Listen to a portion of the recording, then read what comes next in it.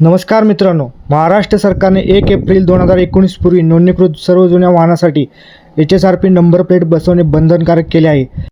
याआधी 30 जून 2025 ही अंतिम मुदत होती. मात्र वाहनधारकाकडून कमी प्रतिसाद मिळाल्याने आता ही मुदत 15 ऑगस्ट 2025 पर्यंत वाढवण्यात आली आहे. तर त्याबद्दल ही एक अपडेट होती. तर ती अपडेट आपण आज या व्हिडिओमध्ये बघणार आहे.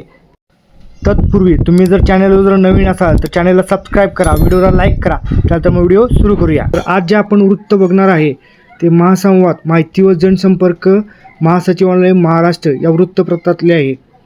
तर जुनी वाहने HSRP पाटीसाठी अंतिम मुदत 15 ऑगस्ट 2025. शासनाने 1 एप्रिल 2019 पूर्वी नोंदणीकृत वाहनासाठी उच्च सुरक्षा नोंदणी क्रमांक HSRP पाटी बसवणे बंधनकारक केले आहे. या अंतर्गत अशा वाहनांना यापूर्वी 30 जून 2025 पर्यंत मुदत देण्यात आली होती. मात्र वाहनधारकाकडून अल्प प्रतिसाद मिळाल्याने ही अंतिम मुदत 15 ऑगस्ट 2025 पर्यंत वाढवण्यात आली आहे, असे सहपरिवहन आयुक्त शैलेश कामत यांनी प्रसिद्ध पत्रकाद्वारे कळवले आहे. वाहनधारकांनी परिवहन विभागाच्या transport.maharashtra.gov.in या संकेतस्थळावर जाऊन HSRP पाटीसाठी वेळ घेणे आवश्यक आहे.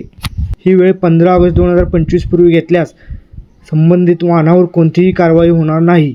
यानंतर देखील HSRP पाटी बसवलेली नसलेली वाहने वायुवेग पथकांच्या तपासणीदरम्यान आढळल्यास संबंधित वाहन चालकावर नियमानुसार कठोर कारवाई करण्यात येणार आहे, असे परिवहन विभागाने स्पष्ट केले आहे. वाहनधारकांनी मुदतीच्या आत आवश्यक ती कार्यवाही करावी, असे आवाहन सहपरिवहन आयुक्त शैलेश कामत यांनी प्रसिद्ध पत्रकान्वये केले आहे. तर अशी ही HSRP नंबर प्लेटबद्दल अपडेट होती.